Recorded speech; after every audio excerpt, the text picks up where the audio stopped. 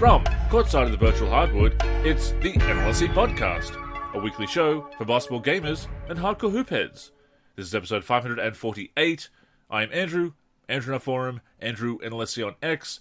Joining me as always, my co-host Derrick, DP3 in the forum, and DP3G and DP384 on X. Derrick, it's time once again to talk about some of our favourite things. With that in mind, please tip us off. First, we will discuss an update to the NBA Jam Legends on Fire Edition mod created by John Z1.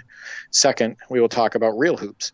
Derrick Rose announced his retirement, and it got me thinking, which NBA player retirement hit me the hardest?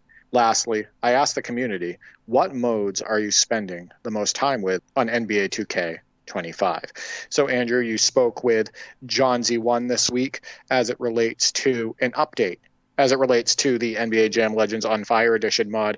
And you and I haven't talked about this much off air, but what's in store in the new update? Well, there's some fantastic stuff coming, actually. I connected with John for a couple of hours, actually, yesterday, and he showed me the projects that he's been working on. He's changing the focus of his mods to focus on decades, having the 90s mod, having the 2000s mod, 2010s, 2020s. So he's going decade by decade because, as you know, Derrick, there's a limited amount of player slots that can be used in NBA Jam on Fire Edition, that players that can be replaced, so he's going decade by decade. The mod that's coming out first is the 90s edition mod, and as the name would imply, it is set in the 90s. So rather than focusing on specific teams for every single team that's in the game, he's focusing more on eras. For example, your Celtics, Derrick, he's got D. Brown, Robert Parrish, and Dominic Wilkins as the trio. Now, they did not play together. Dominic Wilkins came along the year that Robert Parrish left for the Hornets, as you will remember, but it's based on that mid-90s Celtics underdog squads, post Larry Bird and Kevin McHale retiring. So it's more based on eras with some specific teams, depending on the selection of players. There is the early 90s Bulls, the late 90s Bulls, same with the Knicks and a couple of other teams as well. It is very much a love letter to the 90s, to the original NBA Jam. There's also, I think from memory, 5 or 6 80s teams in there, so it's kind of like having an updated full NBA Jam with Michael Jordan and other missing players, with some retro teams in the form of the 80s squads. This has been done because there's a limited amount of players with short shorts. John was telling me that he was originally going to do an 80s mod as well, but because of the limited number of players with short shorts, it makes it difficult to have that authenticity. So he's going to go decade by decade, and he showed me all of the mods. They're coming together really well. The 90s mod, as I said, is the next one that is coming out. The road trip is being redone as well. You're going to have the choice of teams this time around. There's going to be a suggested team to take on each of the challenges, but we'll also get to choose. So, yeah, some really good stuff coming with the 90s, 2000s, 2010s, and 2020s mods. So, yeah, I love this idea, Andrew, and I know that a NBA Jam on Fire Edition mod that represents your favorite era, the 90s, so your favorite decade of hoops, is something that you will spend countless hours on. Definitely. And I also want to point out that Celtics team is interesting for another reason. So in the original NBA Jam, the combination was D. Brown and Robert Parrish. And then in NBA Jam Tournament Edition, which reflected the 94-95 rosters, Dominic Wilkins is on the Celtics. So we kind of combined the original NBA Jam with NBA Jam TE with that Celtics team. I think this is a great way for people to get even more out of NBA Jam on Fire Edition. Even just by default, that game is incredible. By default, that game is so deep with that road trip mode. And with the gameplay, with the authenticity, with the signature shots and just the way the players play on the court. But this just adds a whole new experience to the game. And I'll definitely spend time on the 2000s roster once he releases it, and the 2000s road trip, because I have an equal amount of nostalgia and love for the 2000s as I do the 90s. So I love that he continues to work on it. It's definitely a passion project for him. You can tell that he really loves it and that he loves NBA history and that he loves releasing these mods to the community. So shout out to John Z1 for all of his great work.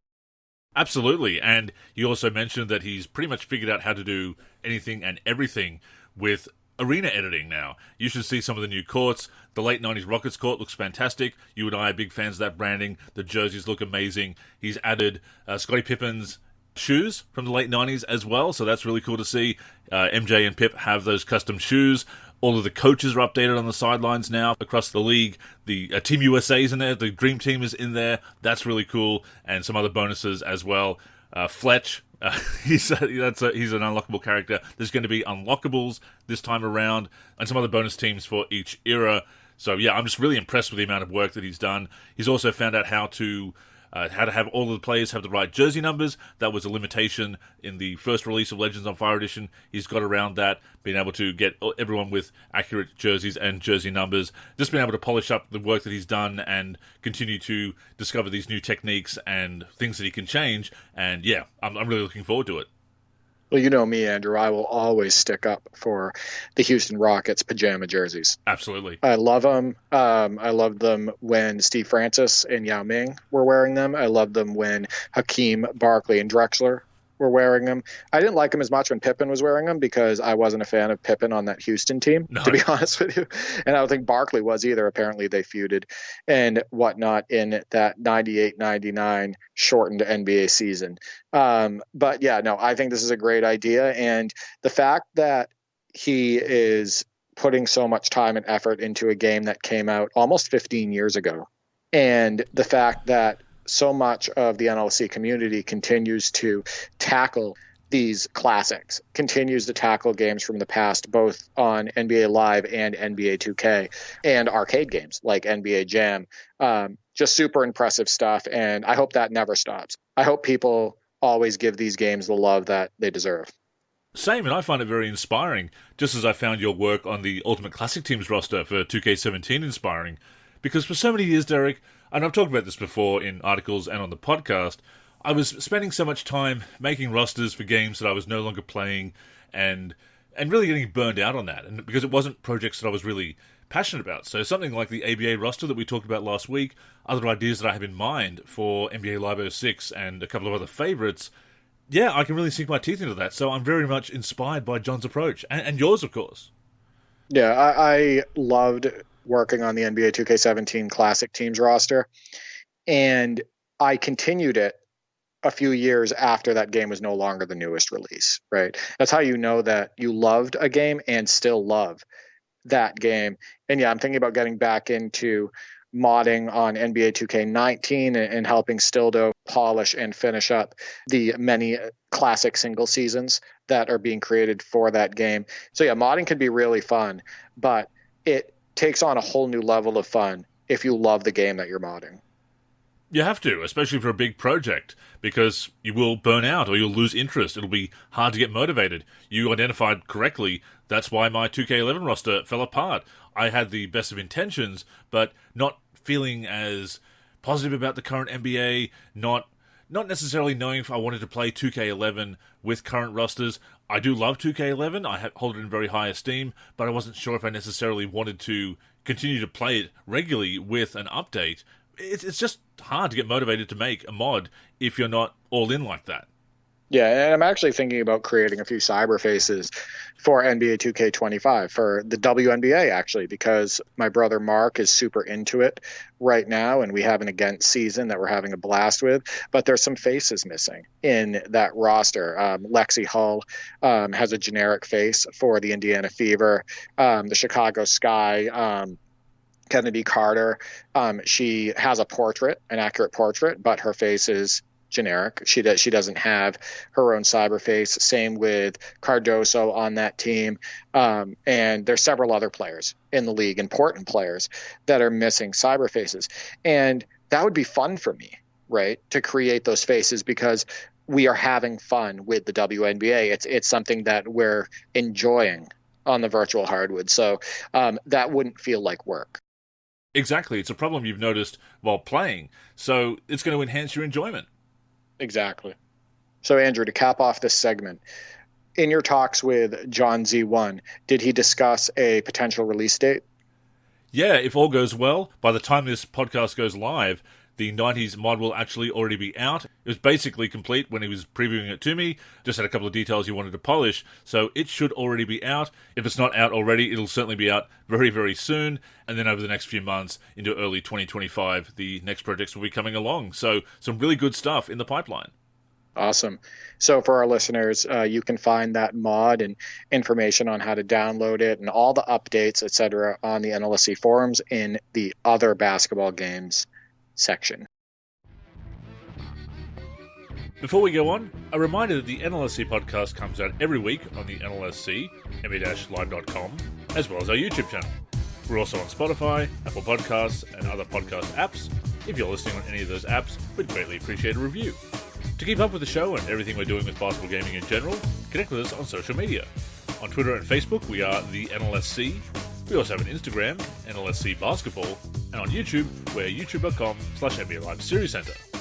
Once again, visit us at nba-live.com, where in addition to the podcast, you'll also find all of our original content, as well as our forum and modding community.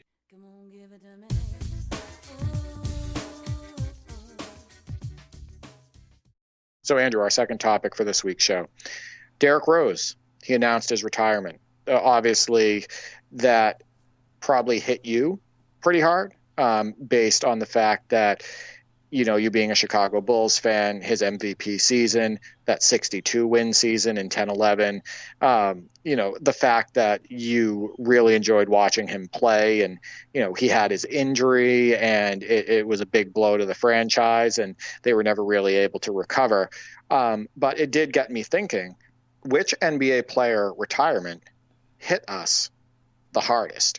So first, I want to get your thoughts on Derrick Rose's retirement, and then if you could kind of expand on which players' retirements hit you the hardest. Of course, and yeah, it is a bit of a bummer to see Derrick Rose hang it up. It's not exactly surprising. He has been playing a much more limited role in recent years, kind of winding down his career.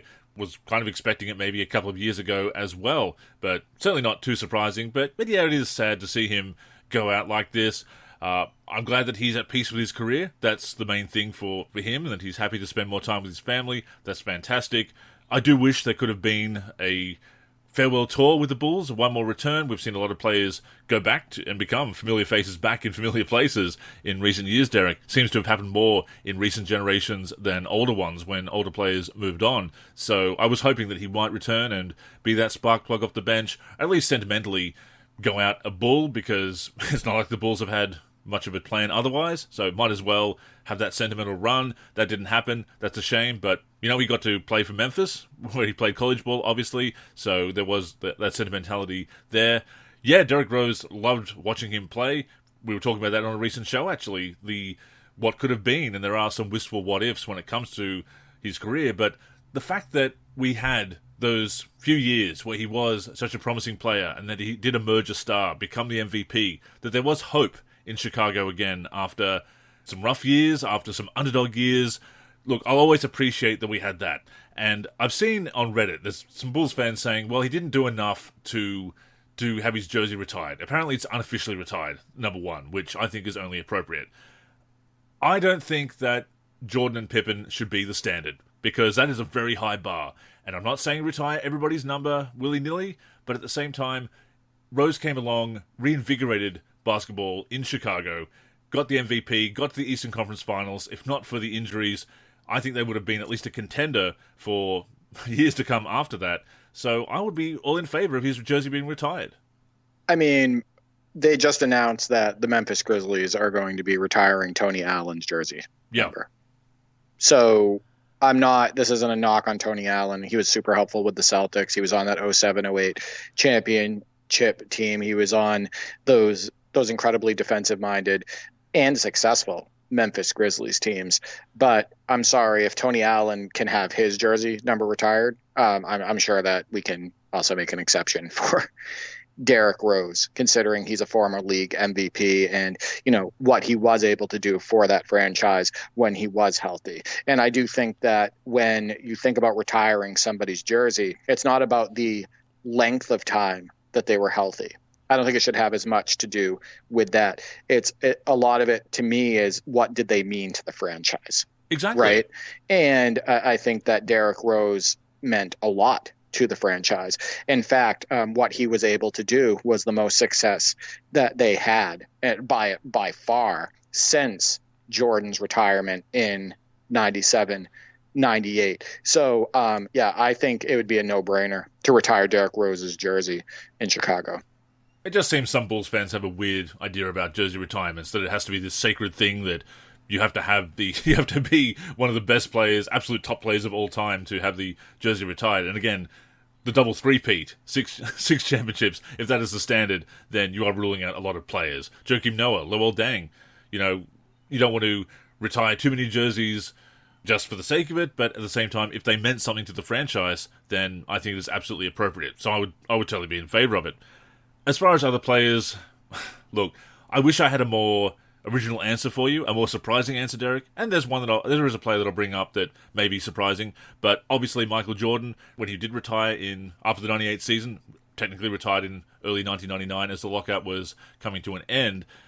I was a teenage Bulls fan at the time, obviously, and I wasn't ready for that. And I knew that it was probably coming. There was obviously a lot of talk about it. The Last Dance was a phrase that was being tossed around long before it was used as the name of the documentary, as you know, Derek.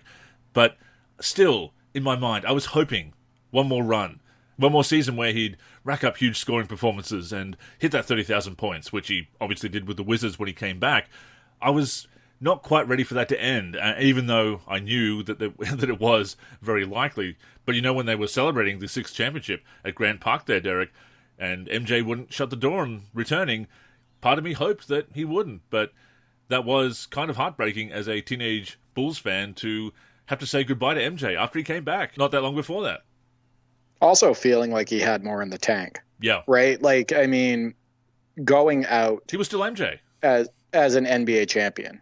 Right. And making that final shot and moving the way that he still did on the court and, still being able to dominate the game on both sides of the ball. That's tough for any fan. Right. So, I definitely see where you're coming from there. And the other player that might be more surprising is Carmelo Anthony. And I know that he played 19 years in the league. That's a long career, and certainly a very successful one by many measures. No championships, but once again, to go back to the Derrick Rose comparison, doesn't mean that he wasn't a fantastic player and a very significant player for many years in the league. It just felt that Melo was kind of blackballed and reduced to a lesser role those last few years in the league, that he could have been playing a little bit more, could have been...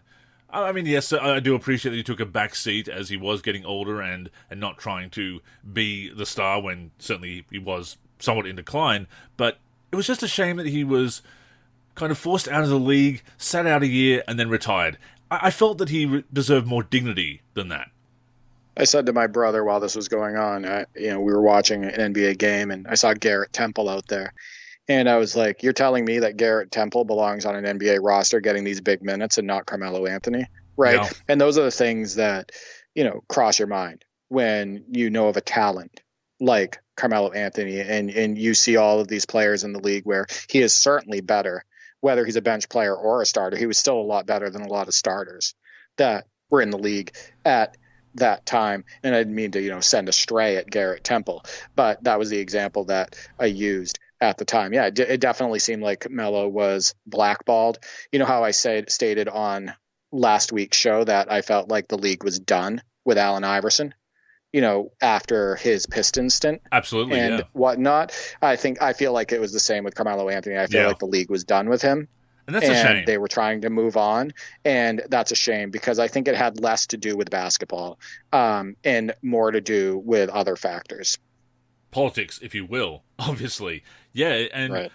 There's other players that didn't end their careers on the high note I think they deserved. In articles I've talked about Glenn Rice and Kenny Anderson having those final stints with the Clippers and just getting cut mid-season, and that's... I mean, I know not everyone can have the huge fanfare and the wonderful send-off, and not everybody can win a championship in their final game or score 60 points as Kobe did, obviously. But when you are that important, when you've been an all-star, to be cut so unceremoniously, like a player that's just barely made the league, it just doesn't feel right. Yeah, that will never feel right. And there were also a lot of people clamoring for Jamal Crawford to make a roster, right? To get more minutes, et cetera. That's right. As his career was winding down, and Joe obviously Johnson. he proved that he could still do it. Yeah, Joe Johnson, another one, but Jamal Crawford still proved he could do it when he had that 50-point game, right? And if you're scoring 50 points in the NBA at any point, more than likely you belong on a team getting some minutes. So there was definitely a lot of people, sure, he had his deficiencies on the defensive end at times and whatnot, but he could still fill it up. So Jamal Crawford, it was kind of sad to see the way that he went out as well. So Andrew, for me, this is going to sound strange from a Celtics fan, but the three retirements that hit me the hardest were Dirk Nowitzki, Vince Carter, and Jason Terry, because it meant that all the stars who started their careers in the 90s were officially out of the league. It meant that the 90s era of hoops was officially dead. So, of course, Dirk and Jason Terry, former teammates, both retired in 17-18. And then Vince Carter retired in 19-20. And the reason why I didn't say Kevin Garnett and Kobe Bryant is because they retired actually in 15-16. Paul Pierce retired in 16-17. But the it's over feeling didn't really hit me until those retirements. It was Dirk Nowitzki, Vince Carter, and Jason Terry. And especially with Dirk and Vince, because they were superstars, right? And I don't know if you felt that way about those retirements, but it just truly felt like the end of an era. Oh, yeah. No, I totally felt that as well. And the fact that Vince Carter, the player that once had the reputation for being always injured, and that was always exaggerated. That was a couple of years very early on in his career, and then he was very durable afterwards. It's funny how reputations like that stick, and people just stop doing the research, stop actually looking at the numbers. But yeah, the fact that he made it to 22 years and became the last player drafted in the 90s to play in the NBA, yeah, that was definitely sad when he finally called it a day. And again, he was in a reduced role at that time, but felt like he could still go in those limited minutes. It's funny. You talk about reputations, right? Like things that stick with you that shouldn't, or they stick with you for too long. I always felt that way about Jason Williams, White Chocolate, where people talked about him being out of control and a turnover machine. Yes. And whatnot. He only had 2 seasons in his NBA career, Andrew, where he averaged over 3 turnovers a game. 99-2000, in his second season at age 24, he averaged 3.7 turnovers. And then he also averaged 3.3 turnovers a game in 01-02 at the age of 26. But his career turnovers per game, Andrew, in 29.4 minutes per game was 2.1.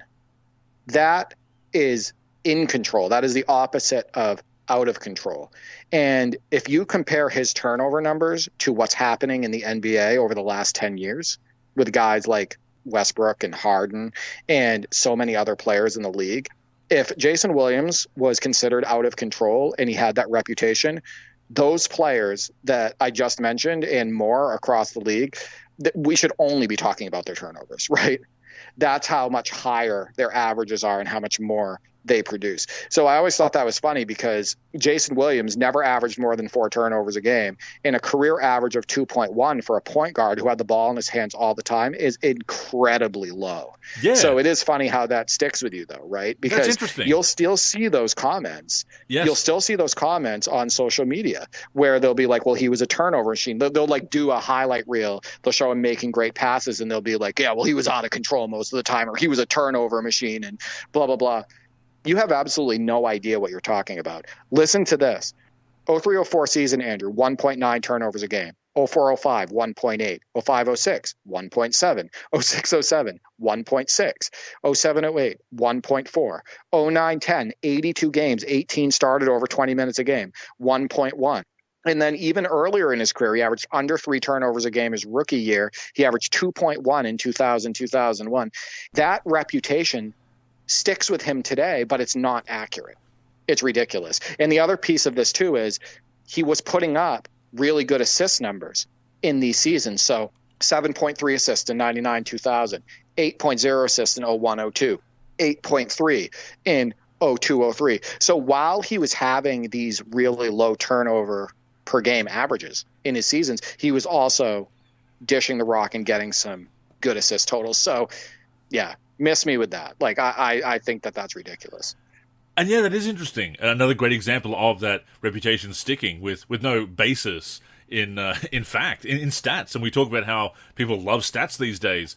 Then they should go back and look at those stats and see that it doesn't jive with what they're saying. I mean, yes, they probably remember a few wild passes that went awry, but that's not the whole story. That's just a small sample of his career. The numbers don't lie, and all of the highlights where he is making those great passes counteract that as well. And as you brought up, there are other players averaging far more turnovers per game that people think of as great playmakers. Yet, by the standard that they're applying to Jason Williams, as you said, that criticism applies to them much more. Now, get this. You ready to put this into perspective? John Stockton, who is arguably the greatest floor general of all time, right? And he had obviously great assist numbers as well. He averaged 10.5 assists per game for his career. His career turnovers per game is 2.6 in 31.8 minutes a game. Jason Williams in 29.4 minutes a game is 2.1 turnovers. So how the heck is Jason Williams a turnover machine? If you're a point guard, if you're handling the ball, if you're a playmaker, you're going to get a lot of turnovers. I think even Magic Johnson, again, arguably the greatest playmaker as well, certainly our pick, I believe, for the best point guard of all time, has some dubious turnover records. Most turnovers in a playoff game, I believe, or a finals game, something like that. Possibly both, because it's going to happen when you're handling the ball like that. Yeah, in a career of 36.7 minutes per game, he averaged 3.9 turnovers per game, but also, to his credit, 11.2 assists per game. But yeah, he had 5 seasons where he averaged over 4 turnovers per game. But there's also context around that, right? I mean, he was in charge of running the show. And the pace that he played at would often get him a turnover, but more often than not, it would produce quality, right? More often than not, it was an assist. So there definitely needs to be context in there. But yeah, that I just wanted to bring that up because, like you stated, sometimes these reputations, they are not accurate as far as when it comes to certain players and whatnot. So, Andrew, I also asked that question to the community. I said, which NBA player retirement announcement hit you the hardest? And we received a response on Twitter. T Gentry, so at Bucky T, states, Rose's retirement announcement made me sad for him from a basketball perspective, but I also am happy that he is at peace with what he's done in the NBA and what he tried to do even after his injuries. This indeed hit me the hardest. He is my favorite guard of all time. So there, I learned something new. I didn't know that Derrick Rose is his favorite guard in basketball history. But yeah, I mean, I think that knowing that he played as long as he could and he kept giving it a try and he kept in the league as long as possible, as long as his body would hold up. At least he can hang his hat on that. Definitely. And I was thinking, mostly because I saw the clip come up in my feed, the 50-point game in Minnesota, that comeback game, that throwback game, was really cool to see. Obviously, would I have preferred that he was doing that in Chicago? Yes. But I was really happy when Rose did that. Yeah, and I think the thing is that in that game you saw flashes of MVP Rose a bit, right? I mean, you saw the quick drive baseline and that reverse layup that he hit, and him shooting his floaters, him shooting his mid-range J's, etc. So it's always great to see a player who is out of his prime kind of turn the clock back with a performance. And that's kind of how I felt watching those Jamal Crawford highlights when he scored 50.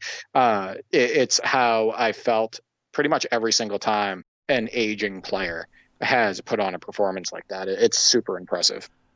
I mean, people want to point at the shot attempts in Kobe's last game, but you know what? He was going out. He had that reputation as the great scorer as he was, and you know what? They said, look, this is your last game.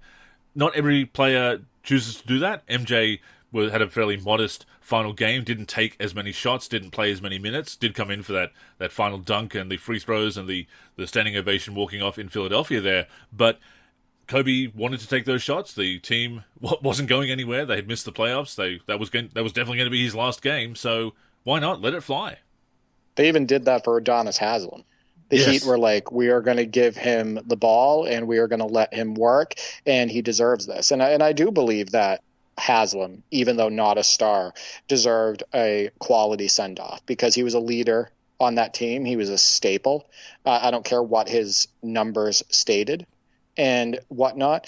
He was very important to that franchise, just in a similar fashion, even though I think he was a slightly better player, in a similar fashion to how important Nick Collison was, right, to that Thunder franchise. So jersey retired as well. Those players, and he got his jersey retired as well. I think players like that who were not stars still deserve that quality send-off.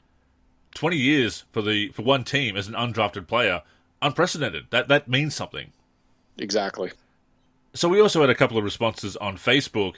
Jacqueline says losing MJ 3 times was tough, and there was those 3 farewells for MJ. I didn't mind the last time. He was obviously done at that point, and look, I still have mixed feelings and will always have mixed feelings about him playing for the Wizards. But yeah, I think even though he draws scorn these days, and there were people hating on him back in the day as well, I think most people, even if they cheered against MJ because he was destroying their teams, Derek, I think a lot of fans still appreciated what MJ meant to the game. Actually, the funny thing is that when I look at posts about Jordan on social media, most of the time I'm on Twitter, so that's where I see them, where they're showing highlights of Jordan killing the Knicks, right? Or Jordan killing the Heat, or him beating up in the early 90s on the Pistons, etc. You'll see comments that stated, like, I hated MJ when he was playing because he always beat us up, but now I have appreciation for him, right? And I think that that's the most common comment I see from, Knicks fan bases, Heat, et cetera. Like, I think that there is an appreciation for how MJ went about his business, right? And his skills on the court and the way he, was able to take on any challenge and succeed at such a high level all the time. So most of the comments are, I hated him while he was playing against my team, but man, what a great player. And I think that's the way it is for other great players as well. And it makes sense because they do kill your team. But at the end of the day, if you love basketball, if you are a true basketball fan, as gatekeeping as that sounds, I know, Derek, you appreciate the best of the best. Yeah, exactly. Royce also mentions MJ, says he's Ennis the first and second time. The first time was such a shock. Now I see the whole picture, but at the time, walking away from winning 3 championships in a row, the death of his father, the desire to try baseball out. His comeback was bigger because of the way he did it, the I'm back facts, the number 45 jersey, the 55-point game at Madison Square Garden, the game winner in Atlanta over Steve Smith and the Hawks. After it went in, Johnny Redcourt, of course, saying he is now back. But the second time was expected as the Bulls were not going to keep their championship-winning team together. His retirement and his playing got me to watch more teams, really the whole NBA, and pick out other players to follow alongside him. His Ennis was the gateway, honestly. And I relate to that. When MJ retired, I did have to look beyond the Bulls, because even though I was a Bulls fan, and still am a Bulls fan, and I knew that I was going to remain a Bulls fan, even as the championship team fell apart, was disassembled, it gave me the opportunity to really appreciate other players, to follow other players in the league. No, I wasn't going to bandwagon, but I was still going to appreciate them and enjoy their highlights and cheer for my team, yes, but also appreciate the NBA beyond that. And I always did appreciate other stars, obviously, because there were so many wonderful stars in the 90s, but when my team wasn't going to be competing for a championship, to take an interest in other teams was vital to remain invested in what was happening in the NBA. But yeah, when MJ retired, it did encourage me to look beyond the Bulls. Sometimes it's a specific player that makes you look harder at the NBA, makes you learn more about the teams, makes you learn more about basketball, makes you start being a collector, etc. Sometimes it's a team. And in my case, it was the Boston Celtics that spearheaded my interest in the NBA and interest in basketball and my love for the game. It's what made me want to learn more about the other teams in the league, the teams that the Celtics were playing. It made me want to use not only the Celtics, but other teams on basketball video games. And of course, that started with the fact that the Celtics were my local team. They were the local broadcast, and, we never missed a game, etc. There's been people from the NLSC on Twitter state that it was Kobe Bryant, right, that made them fall in love with basketball. Some have said it's LeBron James. Some have said it's Michael Jordan. There were a couple people that said that Carmelo Anthony had them wanting to look more at the sport and get into the sport and, it sparked their interest in Allen the Iverson, league yeah. in general. Allen Iverson was a big one for a lot of people. So I think that is really interesting. I think that yours was a specific player. It was Michael Jordan. For me, it was a team, the Boston Celtics. So yeah, I'd be interested. Maybe I'll throw that out as a mailbag question at some point. What got you into basketball? Was it a player? Was it a team? Which season, etc. So yeah, I find it fascinating. And of course, the Bulls and MJ were huge in the 90s, and me being in Australia, internationally, they were very popular, because obviously no NBA team is local to where I'm from, so it was really about who was getting the attention at the time. The Bulls and MJ, obviously. The Hornets were very popular in the 90s in general, but certainly here in Australia as well, actually, Derek. Yeah. I think that the Hornets branding Yes, I was going to was say. so fun. It was so fun and trendy and unique, etc. It was that blue. It was those starter jackets. It was Grandmama, right? The honeycomb. Yeah, exactly. It was that unique court. There was so much to love about that Charlotte Hornets branding, and yeah, it was super trendy at the time. And of course, great to see that the Charlotte franchise has that history and that name back. New Orleans Pelicans retroactively becoming the 30th team, of course. And one final response here from Renee says, Magic Johnson's first retirement, not only because he's my favourite player, but because he was forced to retire due to his illness. And living in Chicago in the 90s with Jordan's first retirement being extremely sad for everyone, but Pippen's 93-94 season was incredible. And yeah, Pippen stepping out of the shadow was definitely a big story at the time, as was Magic Johnson's retirement, obviously.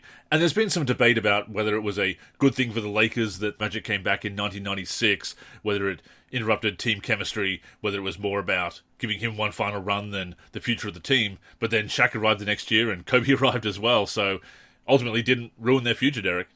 I also want to point something out, and this is a sorely missed point when talking about Magic Johnson's return. The players on that Lakers team, I want to say Eddie Jones was one of them, possibly Ceballos. I know that Nick Van Exel was involved in this. They were going to Magic Johnson's house trying to tell him to come back. That is what I read. They were actively trying to get Magic Johnson to come back. They were recruiting him. So, yeah, I mean, could there have been chemistry issues, after the honeymoon stage was over? Possibly, etc. But who says that's all on Magic, too? Right. So I find that comeback very interesting. I find his performance against the Warriors, where he faked Sprewell out of the building and laid it up, and just everything that he was able to do in that game, being out of shape, working his way back into game shape in real time, etc. I found that incredibly impressive. And that was a little sad when he didn't come back for the 96-97 season. Imagine how fun of a video game team that would have been. Oh, right. If Magic, you had Shaq, Magic Johnson, Kobe Bryant, and Shaquille O'Neal, I'd be using that team all the time. So, yeah, but no, I thought Magic's comeback was very impressive. So I don't really agree that, it was a bad thing. And of course, the stigma against HIV/AIDS in the 80s and 90s that led to him being forced out of the league, that torpedoed his comeback, the attempted comeback in 92-93. Yeah, the fact that he was able to come back and finish on his own terms like that was certainly a happier ending to that story. But what a shock that was in 1991 when he made that announcement and retired like that. Yeah. Who knows? Would he have a couple more championships?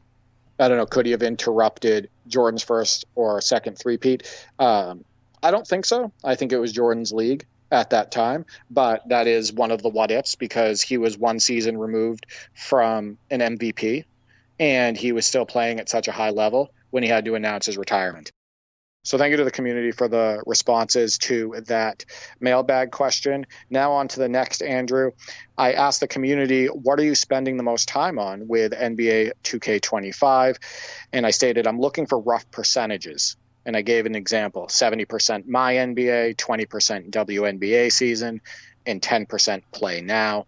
So, Andrew, those percentages actually reflect my activity on the game. It's been about 70% my NBA, which is a result of my brother and I playing our Legend season versus the CPU, where we are 33 games in, playing 12-minute quarters on Hall of Fame. 20% WNBA season. We were playing co-op and against seasons, and 10% play now, where my brother and I have faced off many times using the current NBA teams. That 100% equals 102 hours of play time to date. So that's about 102 hours of play on that game in 3 weeks. So we've definitely gotten our money's worth. So yeah, that's me. So what about you? Well, quick aside that I didn't mention at the beginning of the show, Victor Wembanyama in NBA Jam on Fire Edition in the 2020s roster, he's a lot of fun to play with. He will be a lot of fun to play with. I can tell that from the preview. So there is definitely value in playing with current season rosters. Absolutely. I'm still 100% play now, I must admit. I'm still waiting for that recommendation of a great roster because I would like to start that retro MyNBA eras, preferably the Jordan era, unsurprisingly. But because I've enjoyed play now games, exhibition games so much in recent years, Derek, it's hard to really break that habit. And I do want to get back into franchise gaming.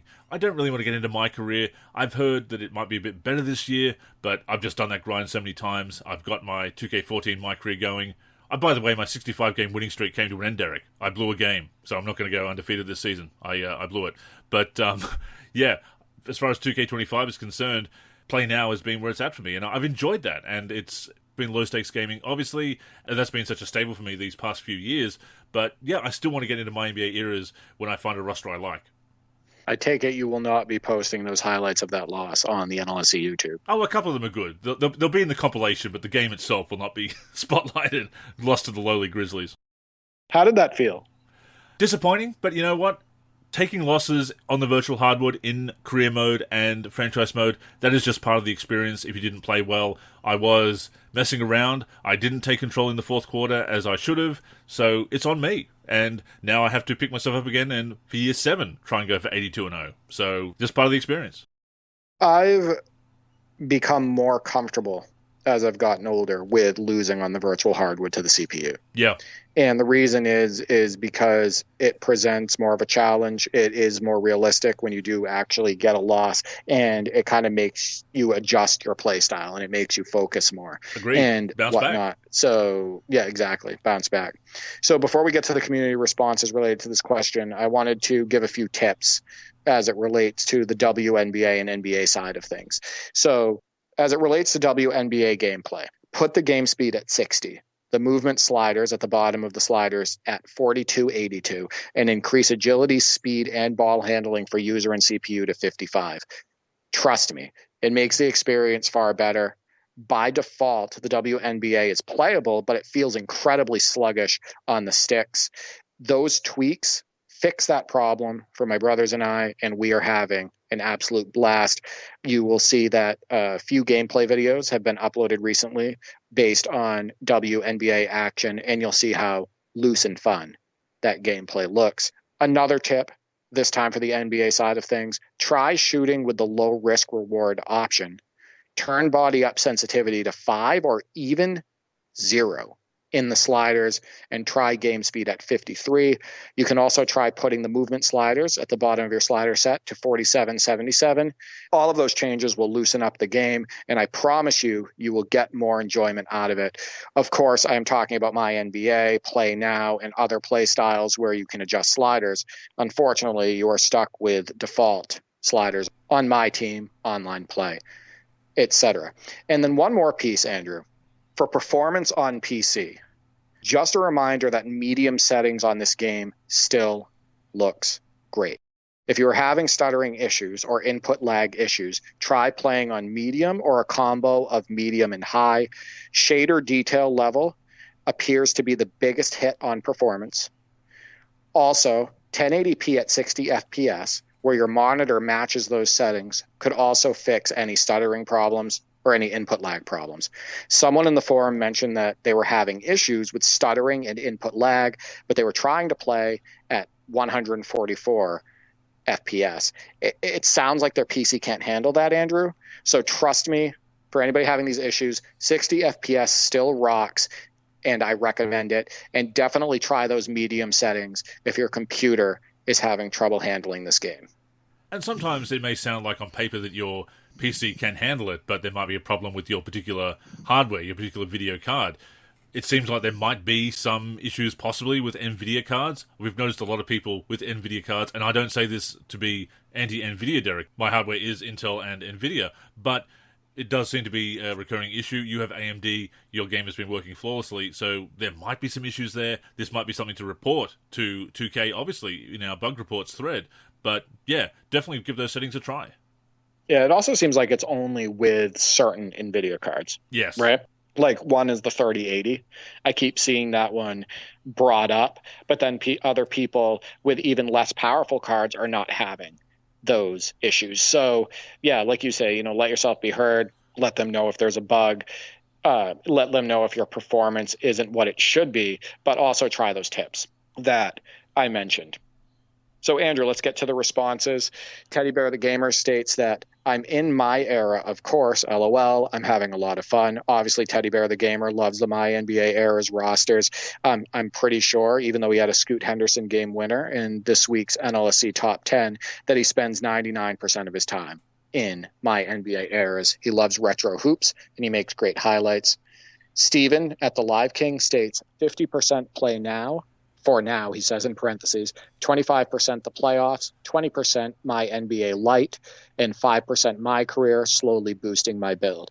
And to Steven's point, and what I've said on many podcasts in the past, one of the biggest strengths of the NBA 2K series is all the different ways you can play, right?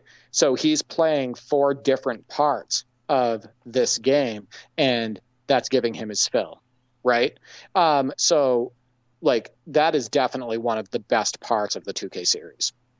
Oh yeah, having that variety of modes and content is absolutely vital. It's how NBA Live fell apart, and not focusing on that and going for that new, younger demographic, as they put it, and just not catering to a wide variety of gamers.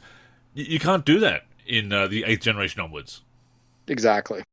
Phil Lime 2002 at Phil Lime 2K states 90% my NBA and 10% play now. So very similar to my gaming habits, except it doesn't seem like he's playing the WNBA.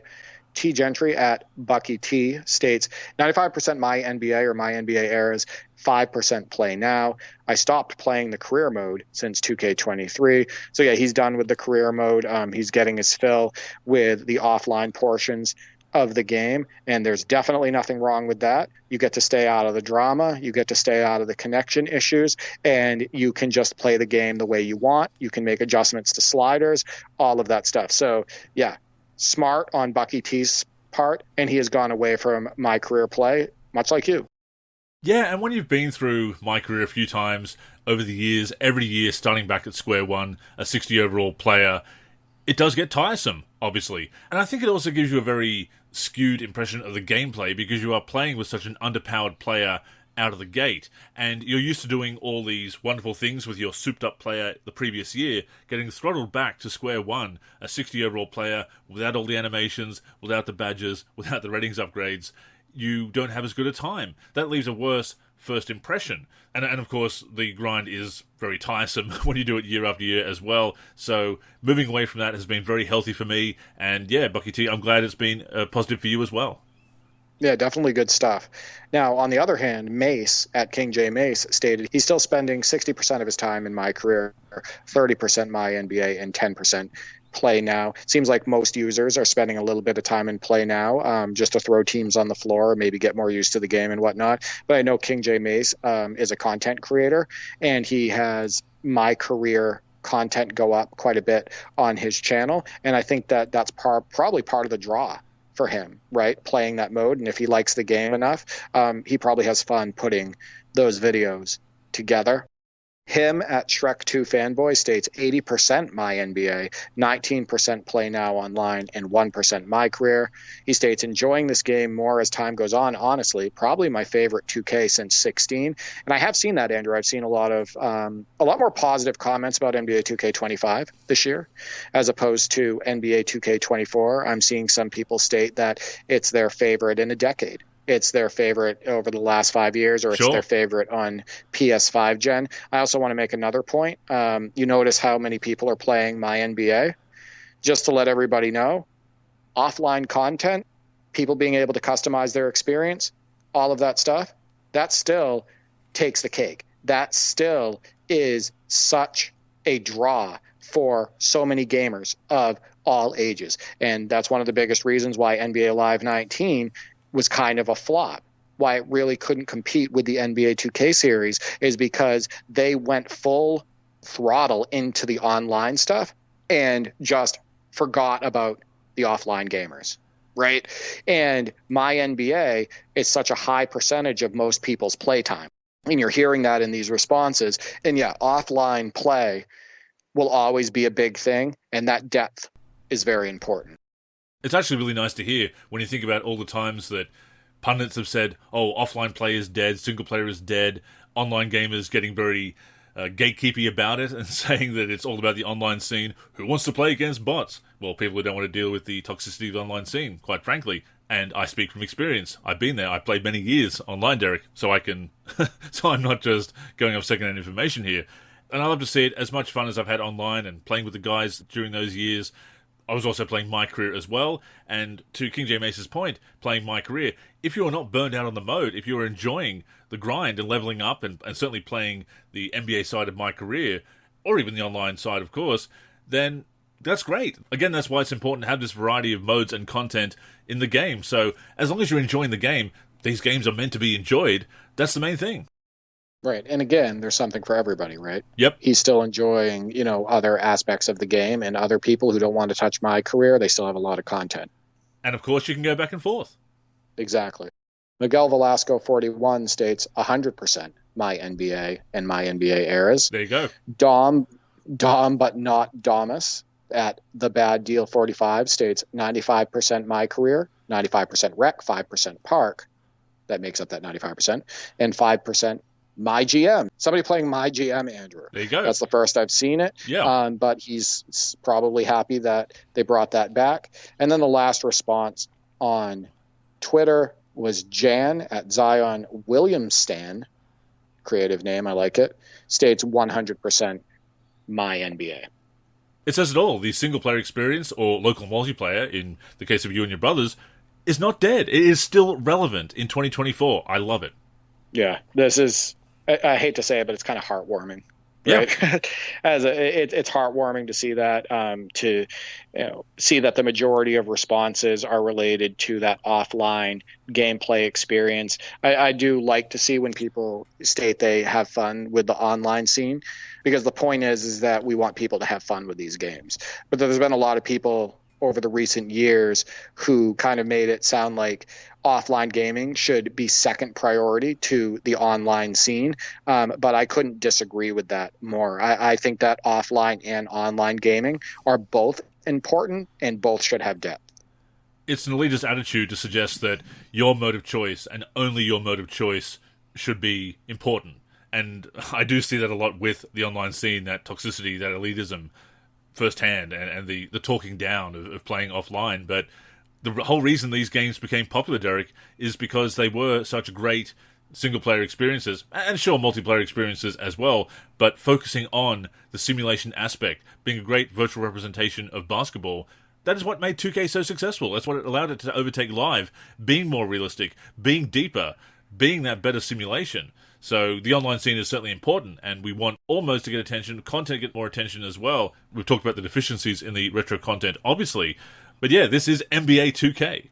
Agreed. Exactly. The NBA portion is so important, and that's why I'm enjoying the NBA portions of the game more this year than I did with 2K24, because of the full integration of Pro Play, because of that signature style, right? That was added to the game. So, Andrew, did we receive any other responses on our other social media platforms?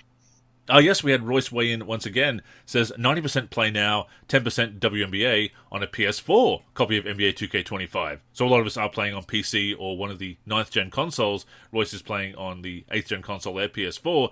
All WNBA games are played as the Fever and Caitlin Clark. So, following your lead there, Derek.